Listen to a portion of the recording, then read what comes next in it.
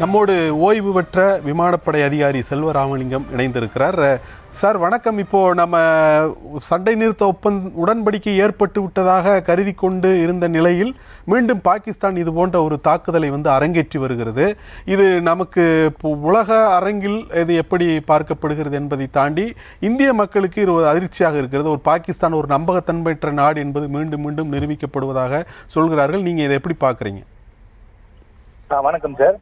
கட்டாயம். அதாவது என்னன்னா, இப்ப ஒரு போர்க்கால சூழல் நடந்துகிட்டு இருக்கும் போதோ இல்ல தாக்குதல் எதிர்த்தாக்குதல் நடந்துகிட்டு இருக்கும் போதோ நம்ம எவ்வளவு கவனமா இருக்கணுமோ அதை விட 3 மடங்கு கவனம் இந்த மாதிரியான ஒரு உடன்படிக்கை ஏற்பட்டுருச்சு அப்படின்னு சொல்றக்கூடிய காலகட்டங்கள்ல நம்ம கவனமா இருக்கணும். ஏன்னா இந்த மாதிரியான சூழலை தான் பாகிஸ்தான் நிறைய முறை பயன்படுத்தி இருக்காங்க. இந்த சமயத்துல ஊடுருவல் நடக்கும் தரை வழியா, அதே போல திடீர் தாக்குதல் நடத்துவாங்க.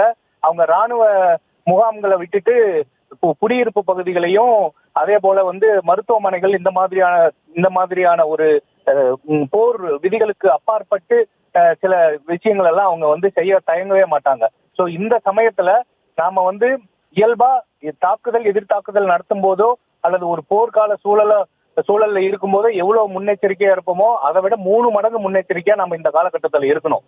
ஏன்னா பாகிஸ்தான் இதுவரையிலும் எப்பயுமே ஒரு போரை அறம் சார்ந்து பண்ணினது கிடையாது.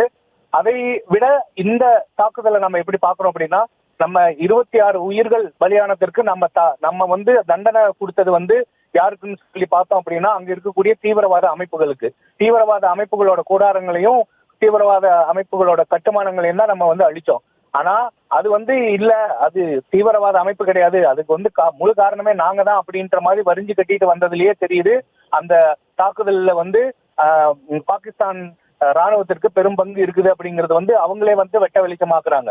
சோ இந்த சூழல்ல நான் பாகிஸ்தான் ஆர்மியவே நான் எப்படி பாக்குறேன் அப்படின்னா, அது ஒரு மிகப்பெரிய தீவிரவாத அமைப்பா தான் நான் பாக்குறேன். சோ அந்த மாதிரி தான் நடந்துட்டு இருக்காங்க.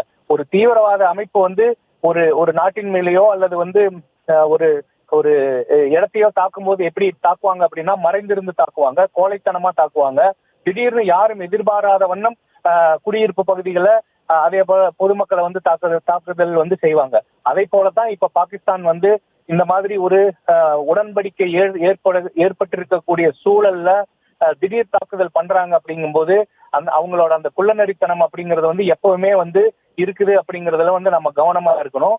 எப்பவுமே நார்மலா இருக்கக்கூடிய அந்த தாக்குதல் எதிர்த்தாக்குதல் நம்ம பண்ணிட்டு இருக்கிற அந்த டைம்ல இருக்கக்கூடிய அந்த முன்னெச்சரிக்கையை விட 3 மடங்கு முன்னெச்சரிக்கையா 3 மடங்கு நம்ம கவனமா இருக்கணும் அப்படிங்கிறது தான் என்னோட கருத்து. நாம் அசந்திருக்கிற நேரத்தை பயன்படுத்தி அவங்க தாக்க முயற்சிப்பாங்க அப்படின்னு நீங்க சொல்றீங்க. அது ஒரு புறம் இருக்கட்டும். இப்போ ஒரு அமெரிக்க அதிபரே சொல்றாரு 2 நாடுகள் சண்டை நிறுத்தத்திற்கு ஒப்புக்கொண்டாங்க அப்படின்னு அவர் சொல்றாரு. பாகிஸ்தான் தரப்பிலிருந்தும் சண்டை நிறுத்தத்திற்கு ஒப்புக்கொண்டோம்னு சொல்றாங்க. இந்திய தரப்பிலிருந்தும் அது உறுதிப்படுத்தப்படுகிறது. இப்படி இரு தரப்புகளை தாண்டி அமெரிக்காங்கிற ஒரு 3வது நாடும் சம்பந்தப்பட்டிருக்கக்கூடிய ஒரு நிலையில இப்படி பாகிஸ்தான் இப்படி ஒரு நடவடிக்கையில ஈடுபடுவதற்கு காரணம் அங்க இருக்கக்கூடிய உள் முரண்பாடுகள்னு அவங்க சொல்றாங்க. நீங்க அதை எப்படி பாக்குறீங்க?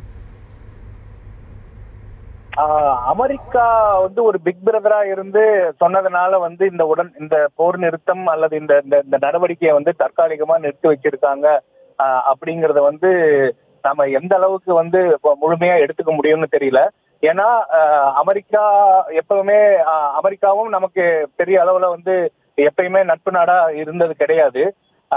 அந்த வகையில நம்ம பார்க்கும்போது அமெரிக்கா இப்போது இருக்கக்கூடிய சூழல்ல போர் நிறுத்தம் 2 பேரும் நிறுத்திக்கோங்க அப்படிங்கிற சொன்னதை நாமளும் ஏத்துக்கிட்டோம், அவங்களும் ஏத்துக்கிட்டாங்க அப்படிங்கிறது உறுதி செய்யப்பட்ட தகவலா அப்படிங்கிறது எனக்கு தெரியல.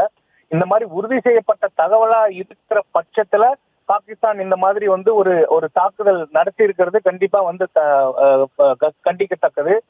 இதுல அமெரிக்காவோட நிலைப்பாடு பாகிஸ்தான் தான் சொல்லியும் கேட்கலையா அப்படிங்கிற, அதாவது அமெரிக்காவோட பேச்சையோ கேட்கலையா அப்படின்ற மாதிரியான விஷயங்களை அவங்க எந்த அளவுக்கு எடுத்துக்குவாங்க அப்படிங்கறது நம்ம பொறுத்திருந்துதான் பார்க்க முடியும்.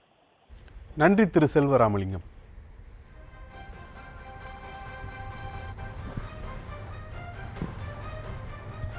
சண்டை நிறுத்த உடன்படிக்கை ஏற்பட்டதாக சொல்லப்பட்ட சில மணி நேரத்தில் பாகிஸ்தான் மீண்டும் ட்ரோன்களை அனுப்பி தாக்குதல் நடத்த முயற்சி செய்து வருகிறது.